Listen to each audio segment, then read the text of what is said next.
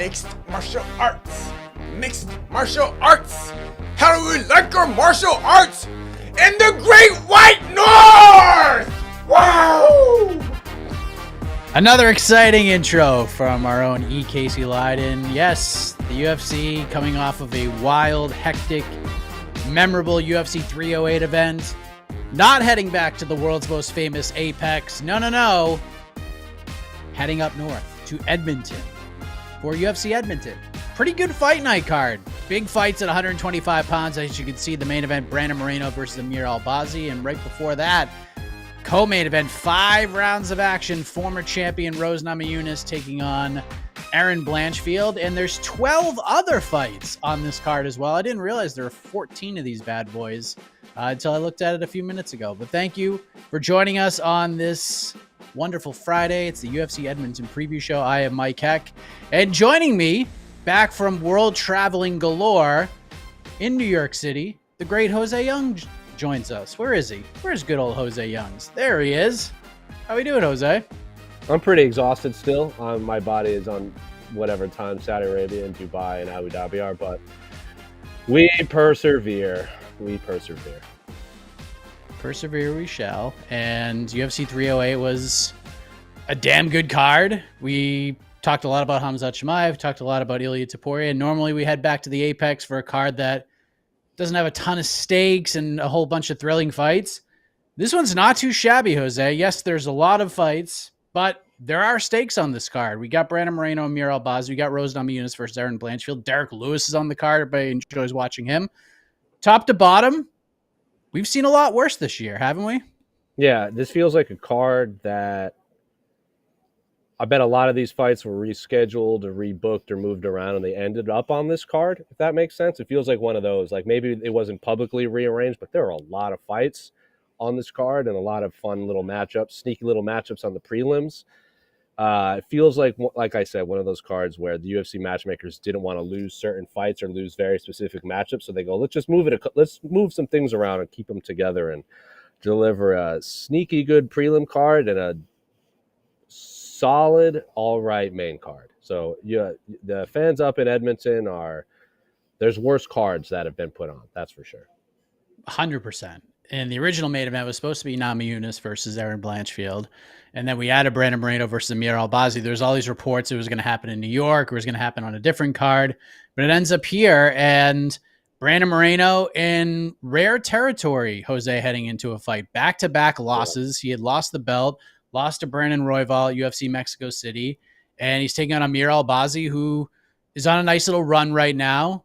A lot of people felt like he lost to Kai Kara France, but he's been out for a while dealing with some neck issues and a whole bunch of other health issues that were pretty rough, but he comes back for this big opportunity, biggest fight of his career against Brandon Moreno. As a fan of high-level martial arts, this is right up your alley, Jose. Yeah, and I'm glad it's 5 rounds, but it is an interesting matchup in the sense that Brandon Moreno has been one of, if not the most active flyweights on the entire roster, and Amir Albazi has just not been nearly as active as fans have wanted, because you can make the argument that after you beat Kai Kara France, you could have thrown him into a title shot, like any of these flyweight fights that have happened, like when Steve Erceg fought Pantoja in Rio. If Amir Albazi was healthy, maybe that fight happens. You know, maybe Amir Albazi got the fight against Pantoja over Brandon Royval when that fight happened. So he's just not been healthy. There's been but the division had to keep moving on. I know a lot of people think, like you said, that he lost to Kai Kara France. A lot of people thought Brandon Moreno won his last 2 fights. I actually think they were, judged fairly. I had him losing against Pantoja. I had him losing against Brandon Royval, but there are people out there that think Brandon Moreno won. I'm not going to tell you you're wrong. I just disagree with your scorecards because it was that close to the fight.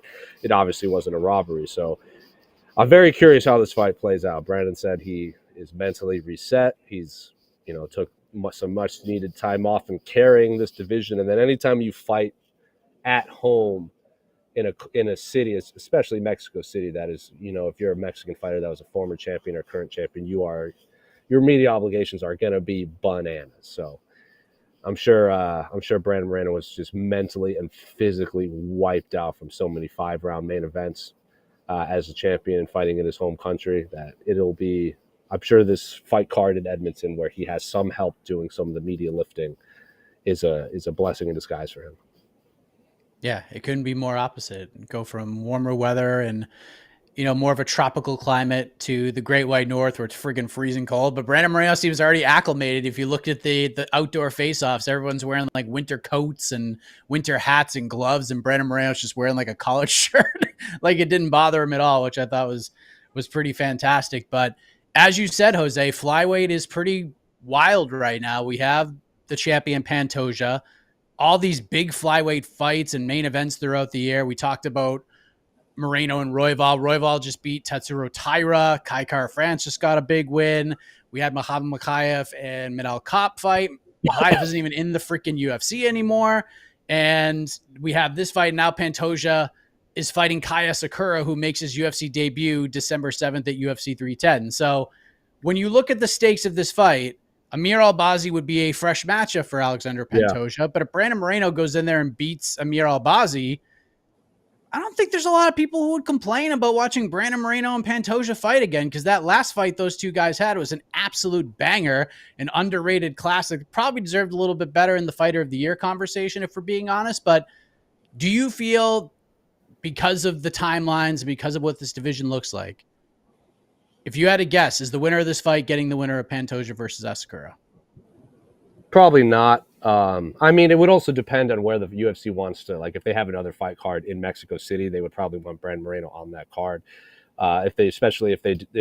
Or they might want to sneak him into a title fight. So if he wins, he could be one of the fighters on this Guadalajara card they're talking about for next year's Mexican Independence Day. But Pantoja has to get through Kaya Sakura, which is a tough out, because Kaya Sakura is about as tough as you can get at flyweight, especially for a guy that I think a lot of people aren't accustomed to, that maybe just don't only watch the UFC. You're going to be in for a treat with Kaya Sakura. But there also is Kai Kara France, who is coming off that big win, that knockout win over Steve Erceg. I know he has a lot of history with Moreno and Pantoja, but he's laying the groundwork for, he's doing the lifting for, talking shit to Amir Albazi. He's talked a lot of shit to Kaya Sakura, saying, I'm the real Kai. Why is he coming in and getting this title shot right away?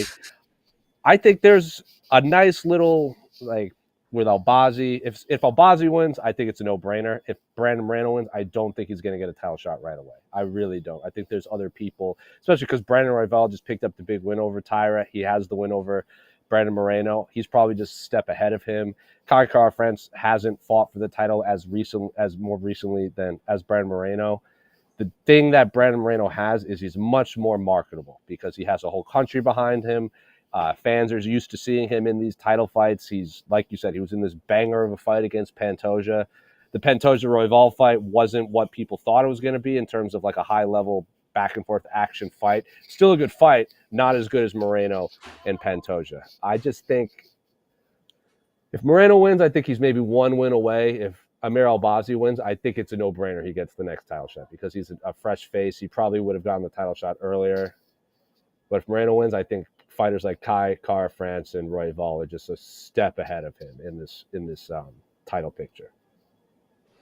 It's just a really interesting matchup. I'm very curious to see where both guys are in their careers right now, with Moreno going through all those wars and, admitting that it did take a toll on him and taking some time off. And then Amir Albazi, who, we just don't know what he's going to look like. He hasn't fought in almost a year and a half since the June 2023 win over Kai Kara France, the injuries, all of that. I know he's been training at Fight Ready, heard incredible things about what he's been doing in the gym, and we'll see if that all kind of comes to fruition tomorrow in Edmonton. So let's go to it, Jose. Money coming in on Amir Albazi. Brandon Moreno is the favorite, minus 175. The comeback on Albazi, plus 145.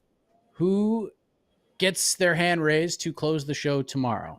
This is tough, because they're both established in this division, and we're talking about Amir Albazi missing, more than a year of action. This is not the first time he's had long layoffs. He's not fought, January 2021 to August 2022. Like, he's had really long layoffs before because of injuries, and he's come out and looked unbelievable. The difference is, if you compare their resumes, Amir Albazi is winning how he should win against certain levels of competition. But then when you stick him against a guy like Kai Kara France, there is a very, very reasonable argument that Kai Kara France won, to the point where the judges might have got that wrong. I'm not saying robbery, but I thought Kai had done enough. But and then you look on the flip side, Brandon Moreno is fighting Figueiredo 4 times. He's fighting Kai Car France. He's fighting Pantoja. He's fighting Brandon Royval. Like, Brandon Moreno hasn't fought out of the top 5 of the flyweight division in how long? Every fight he's in is against the elites of the elites, and he's never in a boring fight. Amir Albazi can make this fight ugly, and he can make it boring. I don't think that's going to be the case because I don't think Brandon Moreno is capable of having a boring fight. I think this is what he has needed. The time off that he's needed, I think, is going to do wonders for him. I think he is one of those fighters where even if he's on his back, you are in real danger of getting finished. He has the ability to finish you standing, his ability to finish on top of you, his ability to finish on the bottom. Amir Albazi, I think, is an elite level fighter, but I also think activity and reps matter. I think Brandon Moreno gets it done. I really do. And I think I truly don't think it's going to be a wash. I think this is going to be the person that comes out of this fight is going to know, it's going to feel like they were in a fight. This is going to be a really tough fight. And I think Amir Albazi is going to show a lot of people that, yes, the last fight was very controversial. Maybe it wasn't the most exciting, but like, I could put on these banger fights too. And I think even the loser of this fight is not going to, it's cheap to say, how like even sometimes when you lose, you're not a loser, like you win in the eyes of fans. I think it's going to be one of those fights. I think this is going to be a really, really high level fight for both guys. And I love this main event. I was happy that when it was originally booked, and I'm really happy it was rebooked because I think both of these guys need a fresh matchup, and this is one of those ones that I think fans need to tune in and watch. Yeah, I think I'm with you on that. This kind of has, it's not exactly the same. It's got Royval Tyra vibes to me, where Moreno comes out to a good start, maybe makes a mistake, and Albazi gets a takedown or two and is able to control him and steal a couple rounds. But I think when it gets down to the nitty gritty, when it comes down to those last seconds, digging real deep, Moreno's been there so many times, and I think he finds a way to get it done. But I'm with you. I'll go Moreno by decision. Good fight, probably the fight of the night, and one where Amir Albazi will lose on the cards and lose on, go to Wikipedia Tapology, there'll be a red mark, but it's going to be one of those fights where he's like, damn, this guy's really good. He's a good fighter, and he'll be back. So I think it's going to be one of those fights, and I think Brandon Moreno gets back on track. As we stick with 125, we go to the ladies. We have Erin Blanchfield coming off of her first UFC loss to Manon Fiorot at UFC Atlantic City. She takes on Rose Namajunas, who finding a little bit of success at 125 pounds, back-to-back wins, got the win over Amanda Hebus, got the win over Tracy Cortez. Rose Namajunas this week, José, is saying, look, Manon Fiorot beat me. She should be next. But if I go in there and beat Erin Blanchfield and the UFC calls me and says, hey, do you want to skip the line? I'm not going to say no to that. So what do you think about Namajunas' comments? And do you think there is a world if she goes in there and beats Erin Blanchfield and it's convincing, Manon Fiorot might be, as the kids say, SOL? No, I don't think so, because Manon has wins over both of these ladies, and they were not especially competitive. I just think Manon was a step ahead of all of them. Yeah, the Erin fight was 5 rounds, and Rose said, she was picking up the pace in the later rounds, and if that was 5 rounds, she would have beat Manon. But the reality is it wasn't. It was a 3-round fight. She lost pretty fair and square. I think I remember a lot of us in that post-fight show just kept saying, Manon just looked bigger. She just looked like a flyweight fighting a strawweight, because I believe that was Rose's first fight up from strawweight, because she lost to Carla and then went up to fight Manon. And it just looked like Manon was the bigger fighter. We weren't saying Rose was the worst fighter. We weren't saying Manon was the better martial artist. Manon was just a bigger fighter. And I think Rose, we've heard this from a million fighters, it takes a few fights to feel like you're finally adapting to that weight class. Like Dustin Poirier famously said, it took him a while to feel like a lightweight as opposed to just a featherweight that stopped cutting weight. Ryan Bader said the same thing at heavyweight. Kennedy Njoku said the same thing in Abu Dhabi post-fight, that he felt a little bit just like a big light heavyweight, and you have to fill out into your body for your new weight class. I think Rose is, had that big win over Amanda Hebus, had that 5-round fight over Tracy Cortez, and she's looking like a flyweight now. I don't think, and I don't like using the word fair or anything like that, but I also do think Valentina would probably, not say no to either of these fights, but I also think Valentina is aware that Mannon's next in line because Mannon was also weighed in as a backup not too long ago for Noche UFC. So I don't see a world unless Mannon isn't healthy or they want her to fight someone else or break into France or whatever, or have a fight in France in the main event. I don't see a world. I really don't. But, crazier things have happened. We're talking about a world where Sean O'Malley might get a rematch against Merab Dvalishvili.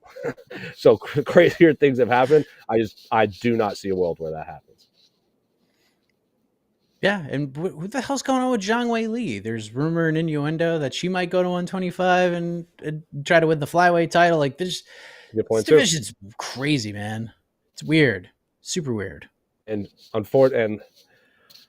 once again, Tatiana Suarez is hurt too in a fight. I want to see her versus Weili so badly. Like if you were going into next year, if we were to make a list of fights we want to see happen, I mean Weili versus Tatiana Suarez has been on my short list for 2 years, and another year goes by where we don't get that. It's crazy, but we'll see what happens with these ladies right now. Jose, Erin Blanchfield, the slight favorite, -135. The comeback on the former strawweight champion Rose Namajunas, +114. So Vegas, the odds feel this is gonna be a pretty competitive fight. Do you agree? Yeah, I would say so. I think it's going to be really competitive. I think we'll have a lot of good. I think it's going to be competitive, but I see it happening two ways. Either super fun scrambles between two ladies who are very, very, very good at jiu-jitsu. Oftentimes, they cancel each other out, and they can just turn into a striking battle. And I think we can all agree Rose is probably the better striker than Erin Blanchfield. I don't think that's controversial to say, especially after watching Erin's last fight and hearing her comments post-fight. Mannon had a game plan. She stuck with it. I did a terrible job of managing distance and figuring that out and kind of working through that. And Mannon just cruised to a 5-round decision and not the most exciting fight. If they cancel each other out and this just becomes a kickboxing match, I would heavily favor Rose Namajunas. I think she has bigger knockout power. I think she has cleaner striking. I think she's one of the best strikers that any female division has ever seen. She's knocked out Zhang Weili with a head kick. She's knocked out Joanna Jędrzejczyk. I think she can very easily knock out Erin Blanchfield. Now, if this goes to the canvas, I think both these ladies are pretty evenly matched grappling. I just think Erin is probably the better wrestler and is probably heavier on top, like we saw with the Molly McCann fight. If this becomes a fun scramble fight, all bets are off. I think first lady to catch a neck, catch an arm wins. If this stays striking, it is very easily Rose's to win. And I think I don't think either of those are controversial things to say. I think Rose. I think there's more paths to victory for Rose. I really do. I think Rose is a very good chance to win. Blanchfield is obviously a hoss, and she's really, really good, and she could do some damage to a lot of women in this division, especially on the ground. But we kind of saw what happens if she can't get plan A to work in the Mannon Fiora fight. And I know Mannon is maybe even a bigger hoss in terms of power and strength and technique than Blanchfield even is. But I'm completely with you. If Erin Blanchfield can't get takedowns and get him every single round, she's in trouble here. She's going to get pieced up in this fight. She's going to get her legs kicked. She's going to get her body kicked. It's just not going to go very well because Blanchfield can hit and has some power, but she doesn't want to do this with Rose for 25 minutes. She certainly does not want to have a striking battle with her. So I'm with you. I think Rose is prime for a slight upset here, and then we'll see what the UFC decides to do. As we've been saying here on these shows, availability is your best friend right now. And I think if Rose wins, either of these ladies wins, I think Mannon deserves the next shot, and I wouldn't hate Alexa Grasso fighting the winner of this. Former champion just got dethroned by Valentina. I don't think anyone's in a rush to see that fight again, especially how the rematch played out because they fought 3 times. I think that would be, a number one contender fight between the winner of this versus Alexa Grasso. Because if Alexa Grasso beats Rose or Erin, I don't think there's much. There's a very good argument she deserves the next shot at the winner of Mannon and Valentina. Yeah, completely. It'd be a nice little final four. Nice little final four. Plus, we're talking about Rose versus Valentina. A striking battle between Alexa Grasso and Rose Namajunas would be tons of fun as well. That would be very fun. maybe that's where what ends up happening. It's probably what should end up happening, but Yeah, sometimes you just throw the rankings and the merit out the window for the biggest fights you can make. that's fair. It is prize fighting after all. It is. We also have Derrick Lewis back against Jhonata Diniz, kind of a shocking one. Derrick Lewis 30th UFC fight. Is And this the Jhonata Diniz, original? Was this the original fight? Was there like a no, bunch of it was weird not. shuffling about? If I remember Derrick correctly? Lewis was supposed to fight Alexander Romanov, Yeah. and Jhonata Diniz was supposed to fight Rodrigo Nascimento, and then like 2 weeks later they swapped them. Why? I don't know. It's a great question, and I think if you're the fans of this great sport of ours, I think you probably applaud the UFC for doing I would agree. this. I would agree. Derrick Lewis versus Alexander Romanov could be a tough soup, and Rodrigo Nascimento and Jhonata Diniz could be some tough soup too. If Nascimento gets his fight to the ground, could be tough to watch. So I think this is definitely the more exciting pairing of matchups here. But the experience levels between Derrick Lewis and Jhonata Diniz is just insane. Derrick Lewis 30th UFC fight. This is Jhonata Diniz's 9th pro fight total. Big experience gap here. So looking forward to that. Caio Machado, Brenson Ribeiro. We got Marc-Andre Barrio versus Dustin Stoltzfus. We have the return of Mike Malott taking on Trevin Giles. That's your main card. Ayman Zahabi, Pedro Munoz. Great fight. Flying completely under the radar. Ariane Lipski versus Jasmine Jasdavigius. Charles Jourdain making his bantamweight debut against Victor Henry. Jack Shore against Yusuf Salal. We mentioned Romanov versus Nascimento, Serhii Sadai versus Garrett Armfield, Chad and Ellinger versus Cody Gibson, Jamie Lynn Horth versus Ivana Petrovic. This is a good, solid lineup of fights, Jose. What's the one fight that I mentioned that maybe flying under the radar that you're looking forward to the most there? I think the fight that will answer a lot of questions will be Mike Malott, Trevin Giles. Trevin Giles has a very strange UFC career because he's a former middleweight that's now obviously a welterweight. Like, has losses to Gerald Meerschaert at middleweight, but then also has wins over James Krause, who obviously that fight was on like the most last minute possible. And then he has wins over Roman Dolidze and then got knocked out by Dricus, went to welterweight and lost by stoppage to Michael Morales, and then has pretty much only lost to Carlos Prates, who has emerged as an incredibly exciting prospect to the point where he's headlining UFC Vegas 100. Gabriel Bonfim, who is obviously one of the better prospects of welterweight. So he's only lost to champions and people that we think will crack the top 5 at some point in their careers. And I think Mike Malott at one point was viewed as a future champion. Very well still could be. Andre Fili had told me many a time that Mike Malott is the best fighter he's ever trained with. He just ran into Neil Magny at the wrong time in Toronto. And he was winning that fight until he wasn't. So it was a little step back. I think we might have a you almost forgot moment against Mike Malott on the main card. Ariana De Silva, who was formerly on Lipski, right? If I remember correct. Yep, you're right. Correct. That'll be fun. Both ladies are in desperate need of a win. Jasmine wants to keep winning. She wants that rematch with Chase Cortez. Ariana De Silva just lost her last fight, if I remember correctly. And before that, she was on a little bit of a run. I think the best fight, the two best fights that have to be on the short list for fight of the night are Jourdain Henry, because Victor Henry can never be in a boring fight, even if he loses. I don't think Charles Jourdain, similar to Charles Jourdain, he's either going to get melted or he's going to be a back and forth war. And he was also not the smallest featherweight. So I'm very curious how he performs at bantamweight. Obviously, he weighed in and everything, and he looks like death. But everyone looks like death when they weigh in on their first fight at bantamweight. And then Jack Shore, Yusuf Salal. I mean, those are the.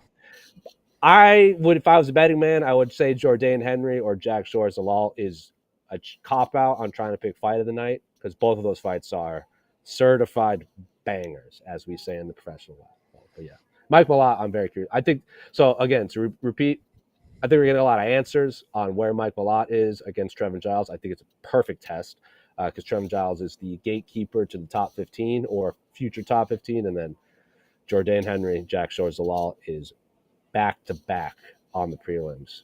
don't blink, don't miss them. I know you're not a big betting guy, but we like to throw the lines out because they're just fun and we look at value and we kind of react to them. If you had to take a guess, Jose, on who the biggest underdog on this card is, who would you say? Is it Pedro Munoz? It is not Pedro Munoz. Pedro's a slight underdog. The biggest underdog on this card, this might shock you because it just shocked me when I looked at it. Jack Shore. Over Yusuf minus Zalal. Yusuf Zalal is the biggest favorite on the card, minus 340. The comeback on Jack Shore is plus 270. That is shocking. No, and this is nothing. Yusuf Zalal is a very good fighter.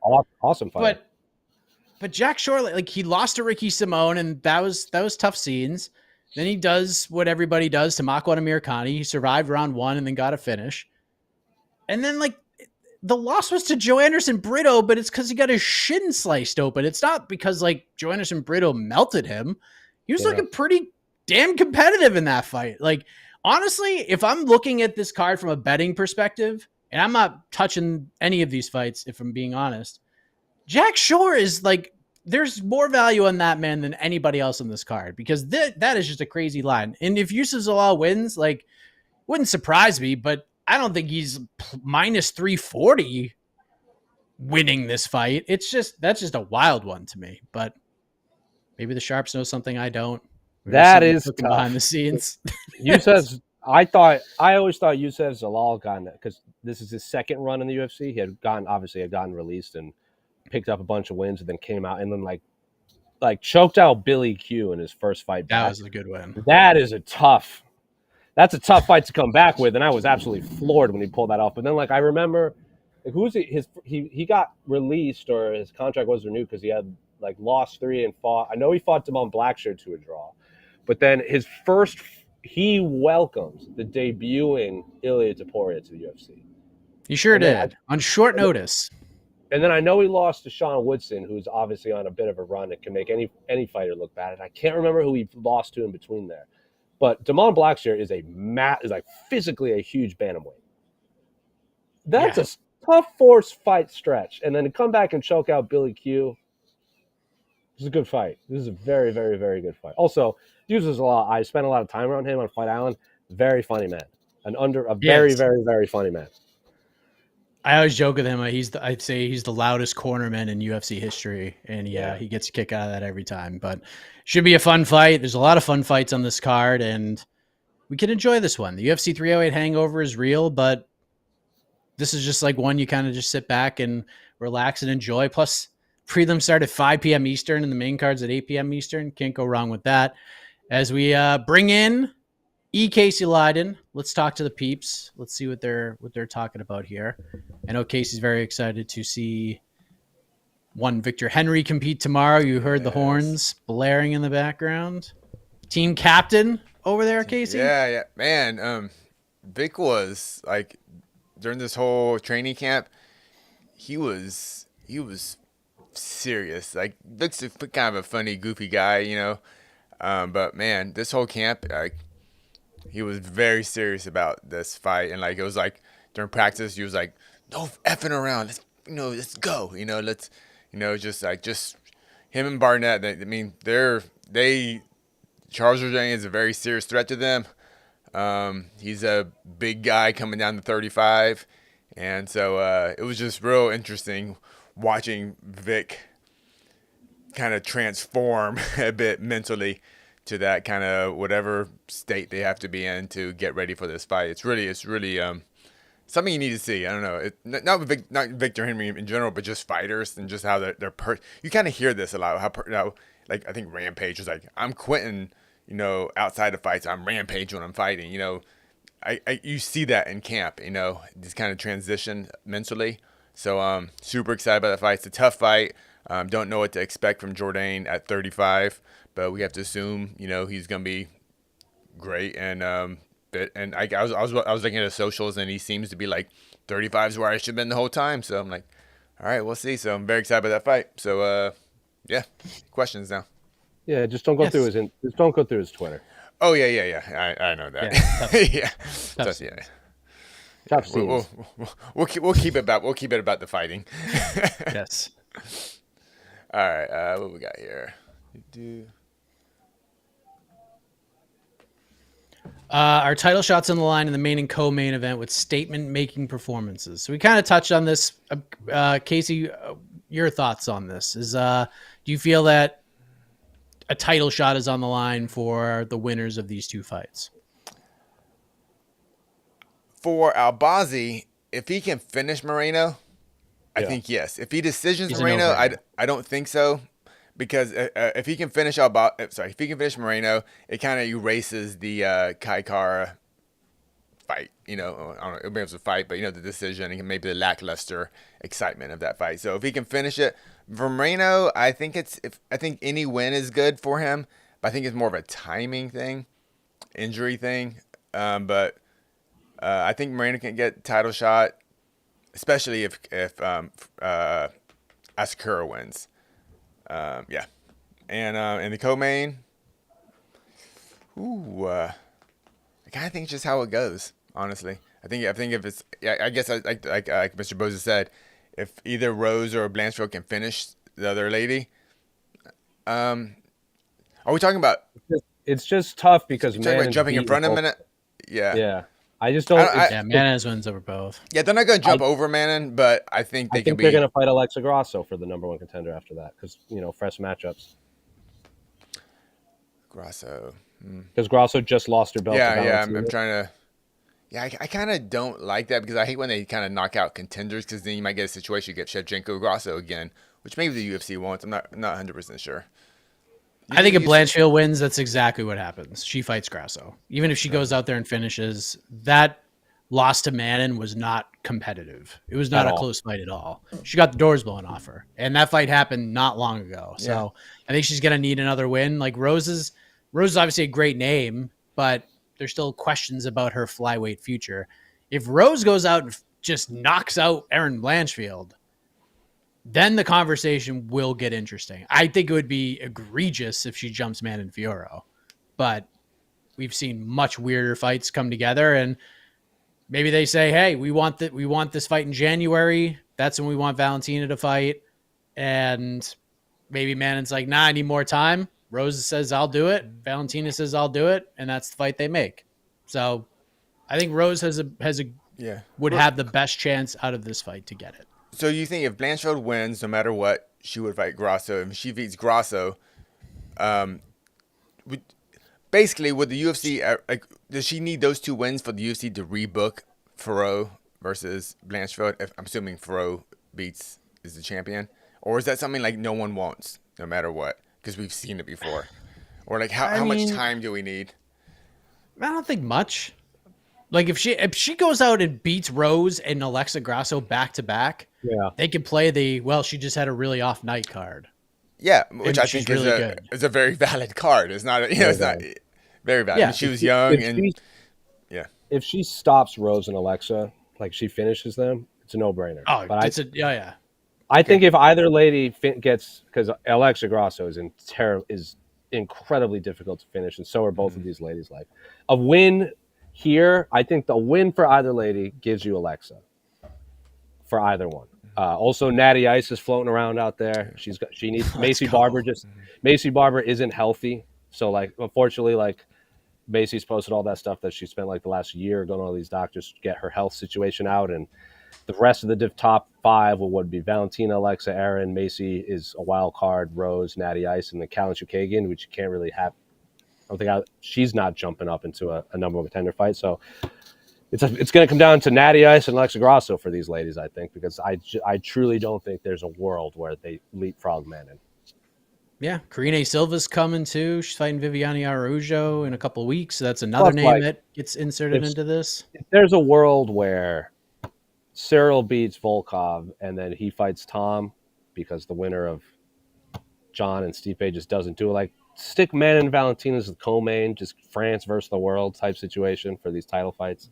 Let's just do that. Love it. All right. Oh, real quick before we jump off this, Grasso, who do you think Grasso is facing next? Is it only winner of this? if Rose maybe decisions, but if Rose finish, either way, she's probably facing the winner of this. It also depend on health, because I know the UFC is planning to go back to Mexico for a fight night, and they might need a main event. Like Sagrasso versus Fill in the Blank in Mexico City is a great main event. If, like, say Rose doesn't want to fight in Mexico City, or Erin doesn't want to fight in Mexico City, like Natty Ice versus Alexa Grasso would be a banger main event for Mexico City. It really depends on timing, I think, and what the UFC wants to do, because there's rumored cards and pay-per-views that are coming up that I think would make a lot of sense for a very specific women to fight on. So it just depends on timing. All right. Thank you much. Beastman, Mike, Jose, and Mustache. If Brandon Moreno loses, what do you think it will do for his career, considering he'll be on a 3-fight losing streak at that point? Yeah, it's a tough place to be in. Does Jose do is? Oh, sorry. Does this? If Brandon Moreno loses, is he just? And this isn't a bad thing. There are fighters who do this all the time and make great careers of it. Does Brandon Moreno just become fun fight Brandon Moreno moving forward if he loses? Can he go and bounce around and fight Henry Cejudo, which I think they should just make that fight anyways, because those two don't like each other and there's a beef there. But maybe he goes up and like fights Jose Aldo at 135. We just have like fun fight Brandon Moreno. Does he just title conversation just done and we just do fun fights with him? What happens if he loses this fight? Brandon Moreno is a guy that I don't think is ever going to be out of the title picture, just because he is always in exciting fights. And it really will just depend on who has the belt, what matchups are happening, how he loses, how certain fights play out. I don't think he's going to get another shot against Pantoja anytime soon, because what is he, 0-3, 0-2 against him, whatever it is? Like, I just don't see it happening. But if Pantoja wins, like, just Kai Kara France versus Brandon Moreno would be an awesome fight. Awesome fight if both of these guys lose or win. Like, I'll watch Kaya Skura fight anyone in the top 5, but I really want to see him fight Brandon Moreno, because I just think that fight has fireworks all over it. The Henry Cejudo fight would be perfect matchmaking at bantamweight or flyweight, because, like you said, they both hate each other. Coach versus student type situation is from the Ultimate Fighter days. Yeah, he's never going to be to answer the question. No, he's never going to be out of the title pictures, because he's Brandon Moreno. He's very popular. He fills a market that the UFC needs. He speaks English. He speaks Spanish. He does broadcasting for UFC, ESPN Deportes and UFC Spanish broadcast stuff. He's never going to be out of the title conversation. It'll just be a while before if he loses and loses badly, it will be a while before we add him back in. Yeah. What do you think, Casey? You're muted, Casey. Yeah, sure. Sorry about that. I was drinking coffee. I didn't want to slurp. In terms of like must win being getting a title shot, is this a must win for Albazi? I think we agree that Moreno can lose and still work his way back to a title shot, not with a couple wins. But if Albazi loses, do you think? I don't think it's fully there because of the UFC going to the Middle East so much. Agreed. They go to Saudi, they go to Abu Dhabi. It looks like they're going to go to Abu Dhabi multiple times next year. And Saudi. Maybe more than twice. Saudi, they're going to be there at least once, maybe twice next year. That's like Albazi is a good name to have on those cards. So that's a good. I was even saying case. like That's after, even after he beat Kai Kara France, I was like, look, he probably won't get the title shot, but if they can get Pantoja to turn around and fight in Abu Dhabi, then they'll give it to Albazi, because that would just make sense. Let's give Albazi the title shot in front of people who would come out and make him look like a star. So yeah, I think he needs this more than Moreno in just like the short-term championship discussion, but I don't think this is like a full-on do or die for Amir Albazi, if that makes sense. No problem. It's just kind of wondering what your opinions were. Only because, the UFC has voluntarily just released 2 top 10 flyweights with Mikhaev and Nicolau. Just, all right, we don't want them anymore. So, and, to be fair about Mikhaev, various reasons. Yeah, various reasons. To be fair with Mikhaev, they didn't release him. His contract was up, and they just said, go. Well, be a free agent, and we Release, won't need to re-sign you. So it's different. Nicolau, I don't even know what Nicolau's deal was. I don't know if it was the same thing or not, and they just elected not to re-sign him. I don't know, but I know. Well, release and not re-sign, it's all kind of the same. But I understand. So I just wonder because Albazi, due to the entertainment factor of him, but you're right. The all the cards in the Middle East definitely is good for his is likely to stick around. Thank you much. This one's for Jose. Jose, did you try Albaik in Saudi Arabia? What is Albaik? Oh, it's I looked it up. It's just like I guess a fast food chain. I did. Okay, so maybe this is the guy. Yeah. So what? Shoot. So there are. If anyone's been to Riyadh, you'll know it is not a walkable city at all. Like you can't walk around and explore downtown Riyadh. It's just you just can't do it. But there was a million Dunkin' Donuts in Riyadh. Like everywhere I looked, there was a Dunkin' Donuts. So I want to go try Dunkin' Donuts in the Middle East because I've had it in the motherland of New England. I'm going to go try foreign Dunkin' Donuts. So I walked there and I posted it, and someone either messaged me or tweeted at me, and he's like, "You got to try Al Baik and get the spicy chicken." I was like, "All right, I don't know what that is," but I ordered it. So I postmated it because again, it's not really a walkable city, and it was in a very unique way to they spice the chicken and then they fry it. So like the breading is normal, but then when you bite into it, like the chicken, it's like a spicy chicken inside breading. It was very strange. Very good though. Very, very good. But yes, if you were the one that recommended I go there, good recommendation. It was not bad. Excellent. Dunkin' Donuts and Albaik in the same day. What a time to be alive. All right. Thank you much. Super chat from Steven. Thank you, boys. 5 a.m. Just got home. Shots. Random one from BTL. Do you agree with Jed about Pantoja being 2 all-time flyweights? Cejudo, love the stash. Jose. Is being 2 all-time flyweights? Is he say being the second best flyweight of all time? Is that what Jed said? That he was the second best flyweight of all time? Casey?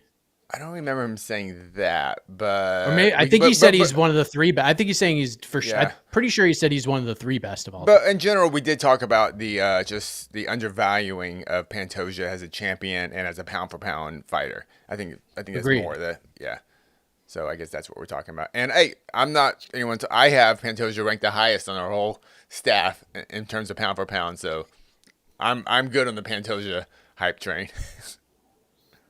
Cool. Yeah, he's in the top 3. Top 3 ever? Yeah. No one's beating DJ anytime soon. And no, DJ's DJ. Who's number 2? Cejudo is what in this conversation? Ooh, so no. Well, I'm sorry. Who's the second best flyweight? I think number 2 is kind of up for grabs. Benavidez? TBD? I want who? Oh, Benavidez? Joe B was bad. Joe B's a good shout. Joe B, he just came at the wrong time. Joe B's like Yoel Romero, just like one of the best fighters that never, or Dustin Poirier, like one of the best fighters to never win a UFC championship. Yeah, I'd probably put Joe B number 2. Probably that guy. I'd put Pants 3. I'd feel comfortable putting Pants 3. I mean, Figueiredo's also a bad dude. Oh yeah, Figgy's good too. Shit, maybe he's top 5. That's still pretty damn good. Do you count like Kyoji Horiguchi's beating a lot of guys around the world? Horiguchi too. Yeah. I think number 2 is up for grabs. Honestly, I think number 1 we know is DJ. I think number 2, good 2 conversation. through 5. 2 through 5 is it's still up for grabs for sure.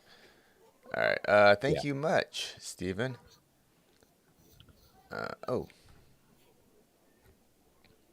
Did you get an update on Tatiana Suarez? No, nope. I did not. No idea. I know she said she wasn't injured. I know when we reported it wasn't an injury. Was not an injury? So people on, how these aggregate sites are on social media, right? They see Tatiana's out and they immediately assume it's an injury. And then she posted like photos of her doing like 2-a-day training sessions the day that came out. And she was responding to everybody on social media saying like, not injured, not sure why you're reporting that. So I honestly don't know. Because some people were telling me that she deleted those messages and tweets and responses. We were told it was just a health issue of some kind, but we don't know. That's an injury. I don't know. She may. Could be maybe she had COVID or something. That's not an injury. Maybe she just is ill, an illness of some kind. Who knows? I don't know. If you're sick, you're injured. But I know what you're saying. I mean, we're talking. Yeah. I mean, it's it's very. What? It's so weird. How so? Yeah, because I saw this. So I'm gonna put this question up too. I didn't really understand it, but because I assumed she was injured, so I guess that's not. No. Heard Tatiana might be getting a title shot, and that's why a fight got canceled with Vera now. I don't think that's the case, though. Yeah, she's not getting. Yeah, that'd be. Okay, yeah, I don't know. Okay, so we just don't know. We can't just pure. Yeah, we don't know. You don't know why. I mean, if we had seen the initial reports and asked about it, the person who confirmed that she wasn't fighting would probably tell us, at least in some way, shape, or form, whether on or off the record, that Tatiana was pulled to fight for the belt, and we were not told any of those things. So I don't know. It's a mystery. Oh, got the sounds of New York City in the background. Mm-hmm. Mean streets, baby. It was much worse this morning when they decided to do construction outside my window. It's 5:30 a.m. They start at 5:30 now. I usually when I hit like 7 a.m. Boom, 7:01. They do whatever they want here, man. All right. What do we got here? I mean, I'm interested. Here, I'm gonna throw this comment out there. Rose is really good. If she could be a bit more consistent, it would be better, but it does sometimes depend on what Rose turns up, I think. Is this like a real thing? I think it's overblown, the whole what Rose shows up. It kind of sounds like the motivated BJ Penn type of meme. You know? Like if Rose loses, it's like Rose never lost a fight. She just didn't show up. I kind of hear that kind of common. I hear more of Rose chasing the belt is a better fighter than Rose is champion type thing. Yep. Because her worst fights has been her defending her belt. Her best performances have been number one contender fights. Or fighting, like she fought Wei Li, head kicked her. She fought Joanna, knocked her dead. And then the second fights were very competitive and close. And then the follow-up, like she got slammed on her head by Jessica Andrade, and then the fight against Carla wasn't the most exciting. So the whole motivated versus unmotivated, I hear champion versus contender Rose are different fighters. Okay, interesting. The pressures are different. They are. The pressures are different. They absolutely are. Also, the Andrade slam knockout. Like it's not like she wasn't knocked dead and getting the doors blown off. She got picked up and dropped on her neck. And then they eventually rematched in a 3-round fight that I think if it was a 5-round fight, I think Andrade would have won that. Yeah. I think still such a good fight. And the Rose knockout from Andrade legitimately still the scariest moment I've ever seen in the UFC. Just like, oh my God. All right. Thank you much, Beast Man. That was the same night as it was in New Chandler York, I think. No, that fight that was in Brazil. The slam knockout was in Brazil because you guys were in or were you guys in Brazil? No, Guilherme did Brazil and I did Bellator Chicago, which was Chandler Pitbull, MVP Lima won, Pat Curran, AJ McKee, and Jake Hager versus Tombstone. What's his name? Who did he fight? Tombstone something? Yeah, I forgot. You know what I'm talking about, Mike? You're going back. Yes, now. I do. That was my first card I covered solo for MMA fighting. What a time! All right. Who was it? Now I have to look it up. Was it J.W. Kaiser or T.J. Jones? Tombstone Jones. That's what it was.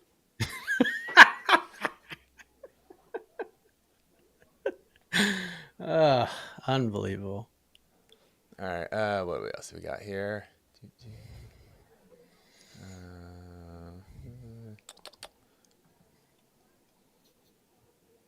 Mike should grow his beard out for Christmas. I hate this thing and I'm shaving it tonight. I like having a little bit of a beer, but when it grows in too much, like it drives me nuts. So I'm probably gonna trim it down tonight. You don't want to just. Is this the most you get, or I mean, is this the farthest you've gone before it gets too annoying, or have you just? Yeah, it's about it. All right. I like go for like 2 or 3 weeks, and then Yeah. I just get it to like a 5 o'clock chat, and we start all over again. All right. I shaved my beard for Halloween. What do Mike and Jose think of UFC Fight Night 246 implementing what I call the John Jones rule, 12-6 elbow legal? Dana claims he is undefeated, like Matt Hamill never happened. Yeah, that's so ridiculous. They say the fucking promo that they showed, we were dying on the watch party because like undefeated John Jones, and the next slide is They show the his graphics. record with 1 loss. Like, it's so insane. It's hilarious. But yeah, 12-6 elbows, Jose. I think this is the first time we're going to see it. Any thoughts on this? Neat. Yeah. Oh, hey. That's Yeah, literally look it. at that. Yeah, dude. Hey. You got the bump. Like, Finally, it comes at an appropriate moment. I just want to see it. I just want to see it. Like, it's all. I'll have more. Like, it's talking about things being implemented is one thing. I want to see how it plays out. I like that. So that's my answer. Yeah. Excited though.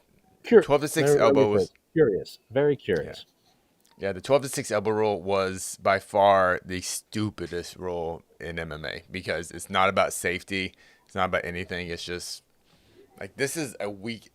This is actually a weak elbow. You can't really generate that much power, but you can still throw it. It's just the dumbest thing. So yay!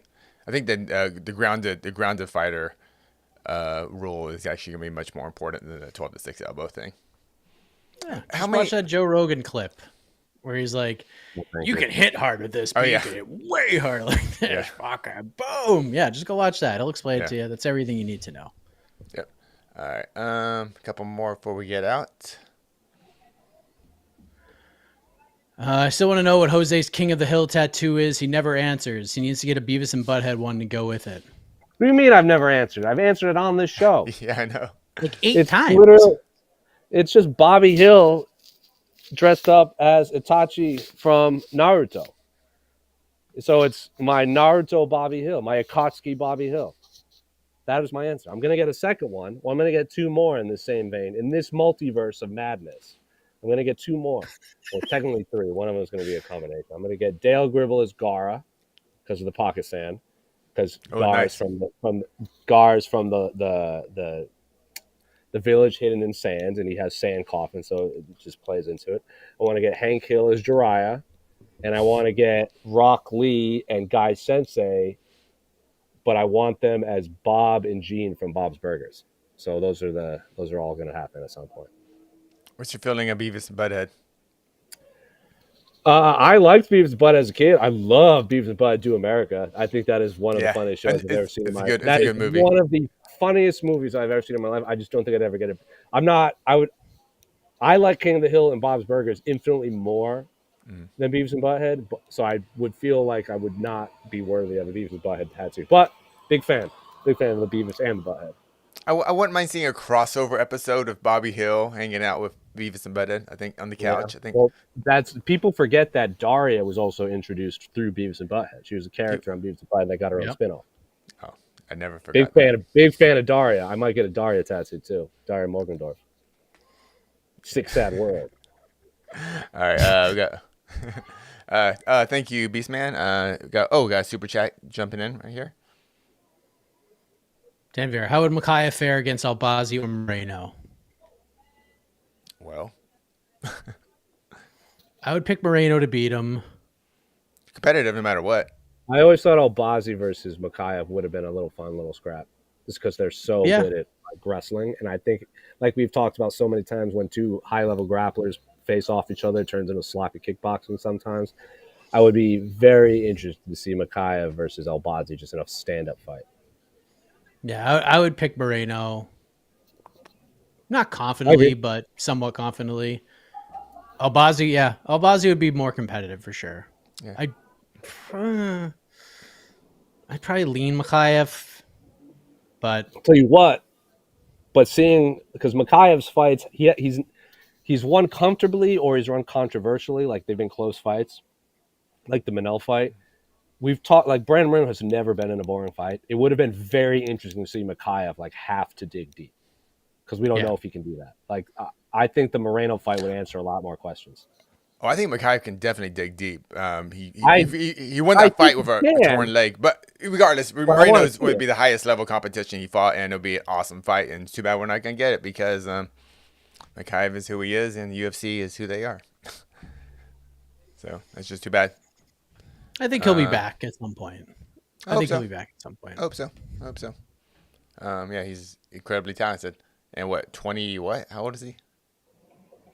22, 23? Yeah, it's insane to be that good. And like, whatever, he's under 25, no matter what. Yeah. He's just incredibly Just good. needs to grow up a little bit. Once he grows up, he'll be fine. I think we're good, gentlemen. Good? I think we're good too. All right, People's Pre-Fight Show tomorrow, 4:30 p.m. Eastern Time. That's right, because we get a 5 p.m. Eastern card start, at least for the prelims, 8 p.m. Eastern main card. So Casey and I will be there to answer your questions, 4:30 Eastern tomorrow. And then Jed and our fellow Canadian, the great Alexander K. Lee, will wrap and pack things after the main event on the post-fight show. So it's going to be a good time. Join us. We'll have fun. We'll watch fist fights. It'll be a grand old time. For Casey, for Jose, I am Mike Heck. Thanks for joining us. We'll see you tomorrow. Bye.